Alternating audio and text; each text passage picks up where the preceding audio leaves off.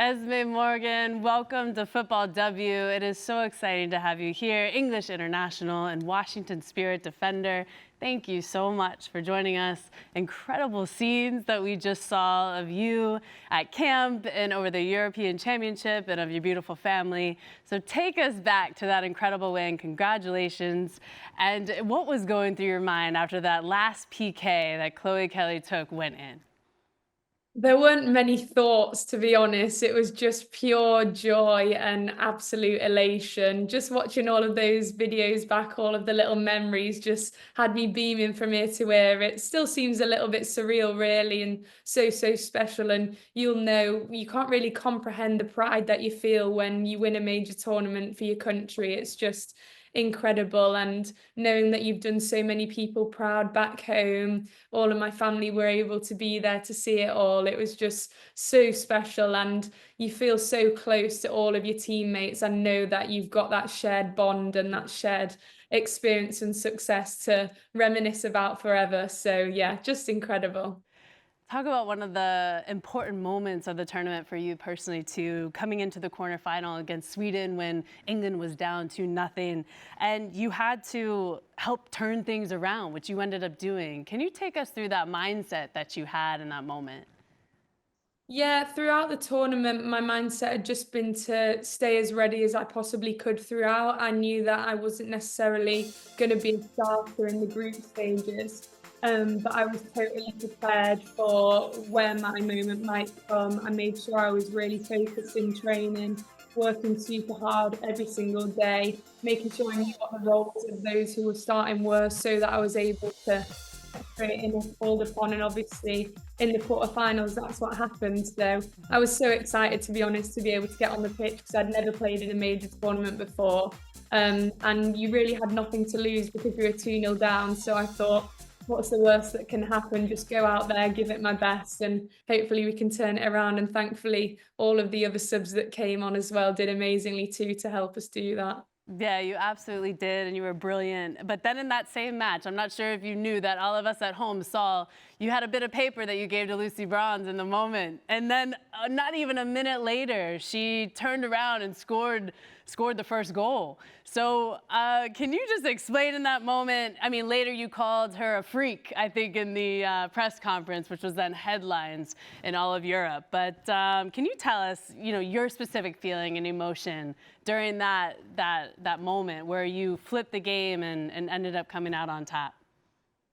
Yeah, I think sometimes you just get weird feelings that you can't really explain, but they kind of possess how you feel emotionally in that moment. And I just felt throughout that game, even when we went 2-0 down, that it wasn't our time to go home. So there was just this sense of calm. And I think we have a lot of belief in our team, in the talent that we've got, both on the starting lineup and then coming off the bench too, that we can turn any deficit around and that we're capable of beating anyone. And when you look around the pitch and you see players like Lucy, such an incredible leader, an incredible competitor, a warrior, as I said before, a freak, her mindset is just like nothing I've ever seen before. She lives for those moments where the team is counting on her, relying on her to pull out a moment of brilliance, and that's what she did to get the goal that started off the comeback. I don't actually know for certain what was on the note. I didn't look at it myself because I got given all the instructions on the side, so I thought surely this is just what I've been told. But I joked that it said "Save us, GOAT" because Lucy's just incredible, and that's what she read on the note because she just became a woman possessed for the rest of the match, and yeah, carried us back to the comeback and then with a penalty through to the semis. Yeah, it was truly incredible to watch in real time, right? But it also takes you back to kind of have that experience enough to have that moment in this game because of your club experience with Manchester City and then also a loan spell at Everton. Can you just tell us a little bit how those experiences shaped you as a player and what you took from each one of those clubs that you applied to your game now? Yeah, I think at City, up until I joined the academy there, I'd only ever played boys football just with my local team, all of my friends who I played with at school. And so I had such a great foundation because of the amazing coaches that I worked with there. But I was still a really raw talent in the sense of understanding the finer details, things like checking your shoulders, receiving on the half turn, understanding how the manner in which the opposition presses you affects how you then would build up.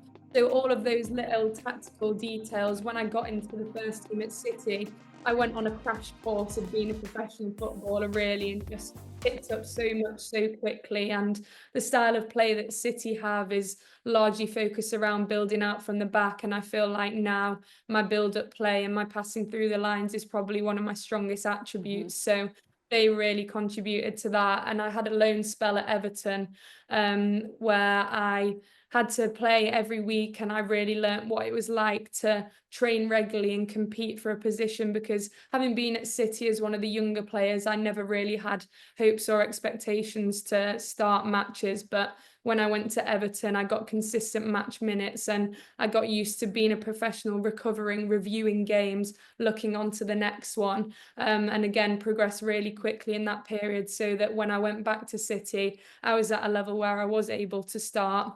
And then coming to the Spirit, I feel like the NWSL has challenged me hugely in the defensive part of my game. The Mhm. forwards in this league are incredible. They're so dangerous, so difficult to play against, and so many different profiles of forward too. You've got Esther, who's incredibly technical. Her movement in the box is spectacular. Someone like Banda is an incredible powerhouse, such a fast athlete who is so dangerous in those runs in behind. And you have to learn to deal with those different types of players. So the defensive part of my game has come on leaps and bounds since I got here. And that's exactly what I wanted from coming to this league. So I'm really grateful for all of the challenges that I've had from the different teams that I've played for that's kind of molded me to where I am now. Right, and I was just going to ask you about the move from the WSL into the NWSL and kind of what changes, either that is the style or the physicality, what the biggest difference is of the two leagues, right? The pace, you talk about the forwards, a different type of forwards.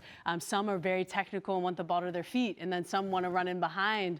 I always joke that I'm so happy I retired when I did so that I wouldn't have to go up against Temwa Shawinga or Barbara Banda just running in behind. I'd probably, get injured every game trying to keep up with them. So that's so intriguing to hear you say and how much you've improved, just from the short amount of time that you've been here. It's been incredible, and it's really lovely to watch from the outside. So we talk about this season, right? And it's already brought a big shift, not only coming to a new league and a new team, right? But already with a new coaching change, right? Heraldez is the one that actually brought you to DC, and now Adrian Gonzalez has kind of taken over. So what do you feel about that, and how have you adjusted to the new coaching style of Adrian? Yeah, they're both quite similar, to be honest. And when the news came out that Jonah was leaving, I kind of spoke to my mum about it, and we said that although he was one of the primary reasons why I came here, there's so many more reasons why I love being here. And Adrian is one of them too. He has an incredible passion and energy for the game. He cares so much about every single member of the team, and you really feel that his warmth and his emotion towards us is so strong. He loves DC, he loves the fans, and we all do as players too. I absolutely adore playing at Rowdy Mhm. Audi. The atmosphere is just incredible, and I know Adrian does too. You see those videos when he's celebrating goals and he's like red in the face, Even on screaming. his crutches, I saw him on crutches on the sideline, and I was like, no, he Yeah, can't be bless jumping. him. He's got his crutches. He's got his little scooter that he's wheeling around on at the minute. But even despite that, he's still so energetic and yeah, absolutely spreads that to all of us. And we really, really enjoy playing with him. And Mhm. him and Jonah's philosophies are very similar, obviously, because he worked with Jonah as his assistant. Mhm. And so they want us to play a really free flowing, attacking style of play, really aggressive out of position. And that's the style of football I love playing. So yeah, I'm really excited to see what the future holds with Adrian.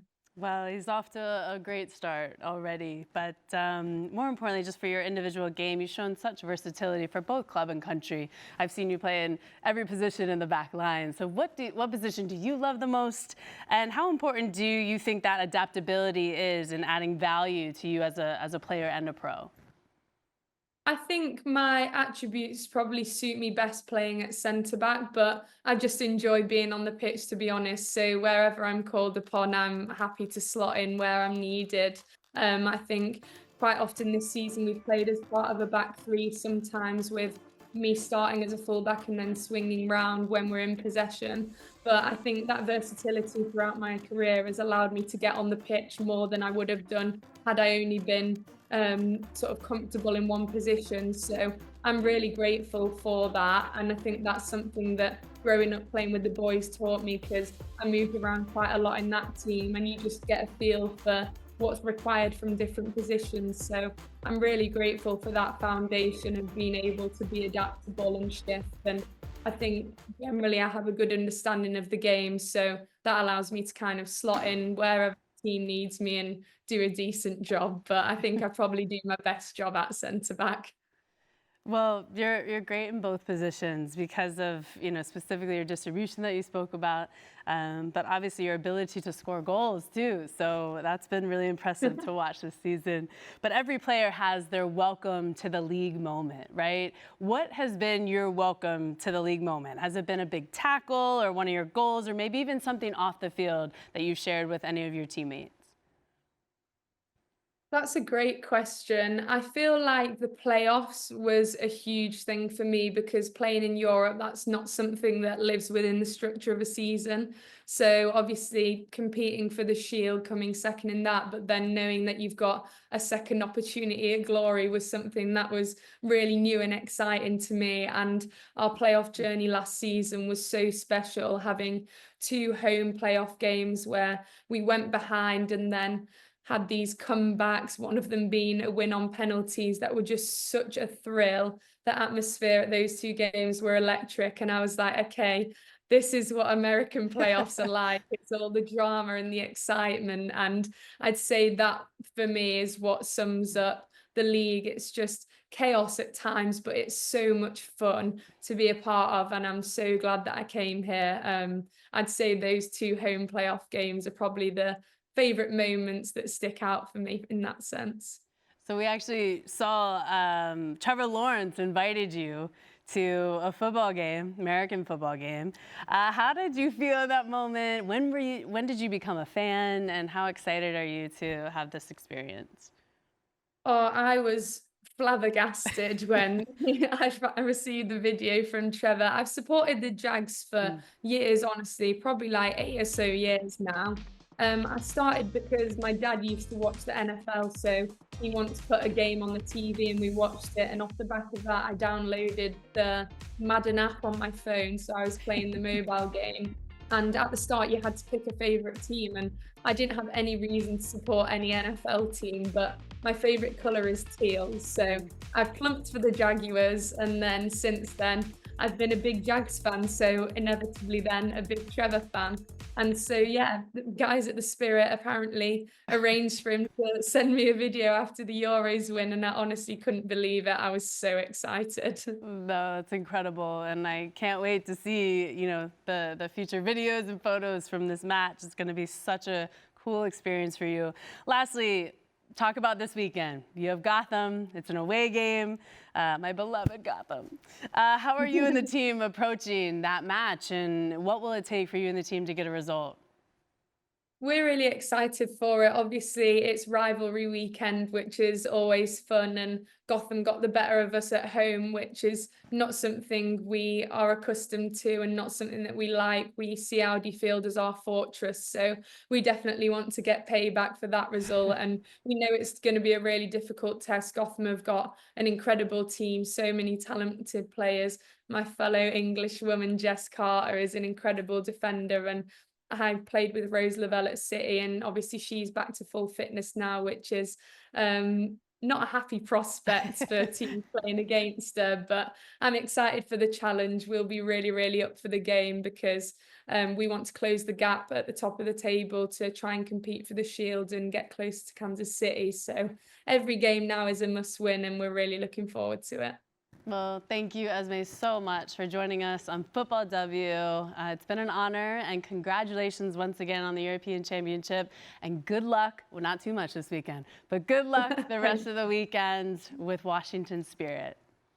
Thank you so much.